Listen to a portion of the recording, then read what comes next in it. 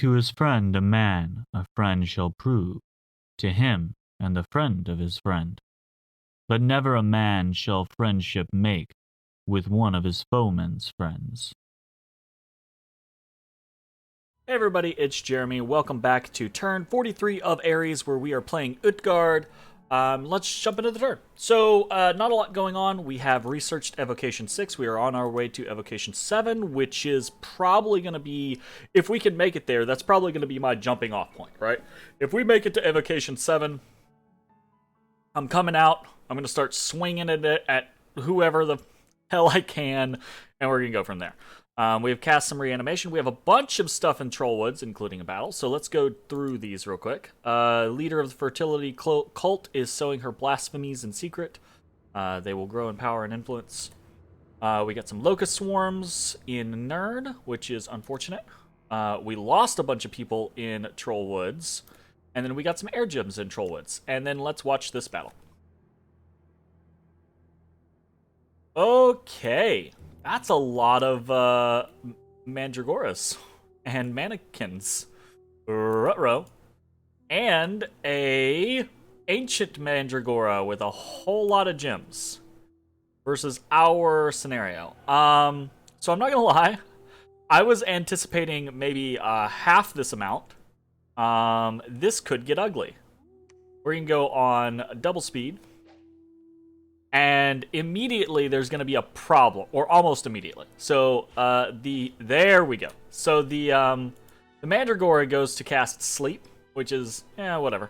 But then the Mandragora goes to cast Wither Bones, and if you watch, right, whole chunk of undead over here just goes pop, rut-row. So let's play through.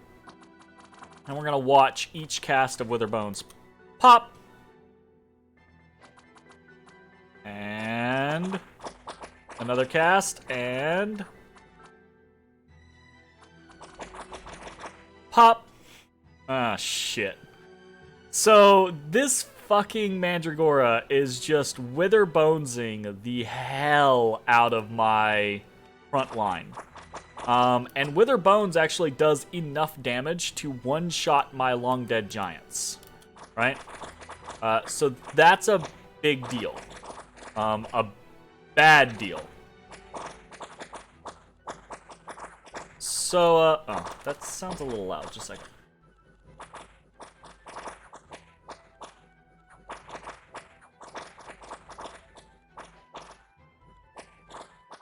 Alright, anyways, sorry. So, that's basically what happens, is we kind of get Wither Bones down, and then we do the whole Mandragora thing where we get put to sleep, and eventually, we're just not doing enough damage, and they kind of chew through us.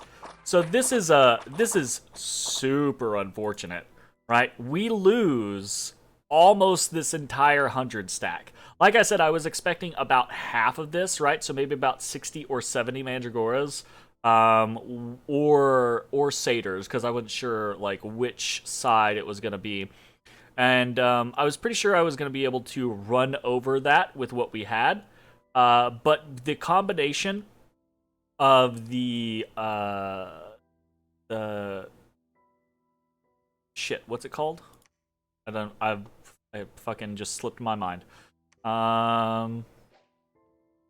Combination of the Wither Dead or Wither Bones, yeah, and just Mandragoras in general. There just being so many of them, like that, really tipped it over the side, which is super duper unfortunate.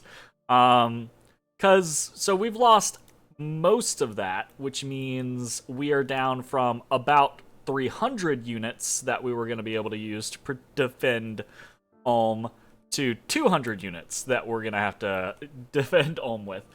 That sucks. I said last turn, something wicked this way comes. I didn't mean at me. But that being said, there is a bit of silver lining here, right? It really sucks to lose these units, especially the long dead and long dead giants specifically. But actually, losing the Jotun javelinists means I have once again lowered my upkeep, which means I once again have a little bit more that I can put into gaining more Seath Konas. So that's cool. We are going to be continuing that. We're going to get 2 more. We got Seath Kona 43 this turn. We're going to get Seath Kona 44 and 45 next turn. And we're actually at 350 research speed. Those 2 Seaths will put us close to, not quite, but close to 400, right? About, what is that, 380-ish we'll be at.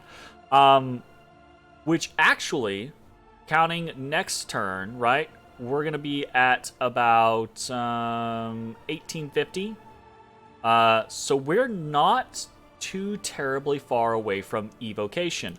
To the point to where even if Gath comes at me and comes and sits on Ulm, we might be able to finish Evocation 7 before he can pop the fort, because Ulm is a citadel. Maybe it's not a citadel, it's not 1,000, but it's still very strong, right?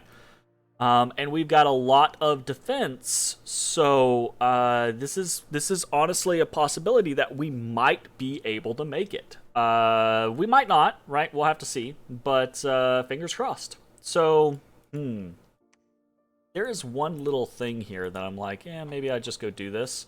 And that's, we've got these guys just kind of sitting around now. And they do cost money. But I don't know that there's anything I can do about that. I guess it's kind of whatever. I'm not gonna worry about it at the moment. We're gonna continue to cast reanimation, try to build up the forces that we have lost. It's pretty unfortunate that we lost all of those guys, but it is what it is. And I think that's it. I think we're pretty much done with the turn. So I'm gonna send out my normal message to everyone, and I'm actually going to. Wow, I didn't mean it was coming at me. That's my message for the turn. And there's not really much else that we can do. We are beginning to amass a little bit in the way of nature gems. But because we're doing the run-up evocation, there's not a whole lot we can really do. Stream of Thorns actually is kind of interesting because it shoots out so many arrows, but at that point we have Nether Dart, so we just don't care. Regardless, though, there are some things. What was I looking? There are still some things that we can use nature gems for, like Sloth of Bears or Brood of Garm, and retain enough gems to do something like Howl. But we're not going to do it just yet because, again, the only person I really have to cast nature magic with is Norna 3. And we kind of want to focus on her researching at the moment. So, that's going to be that.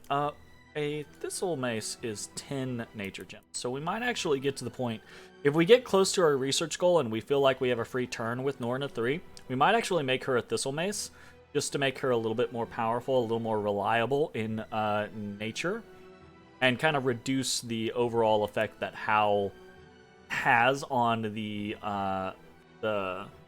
communion as a whole. But that's it. That's it for the turn. I do have these guys still preaching. I was thinking, because we actually have between all of these priests here, we actually do have 7 levels, so that's not that many turns to actually call a god back. But even if I were to call my god back, there's nothing that I have, and there's nothing that I could research quickly to really make the trade favorable. I guess if my god had Leeching Touch and there wasn't a lot there, then the god might be able to like out heal some of the damage that's being done to it, but I find that extremely unlikely. So, not really worried about it. All right, that's it for the turn. I will see you all next time. Peace.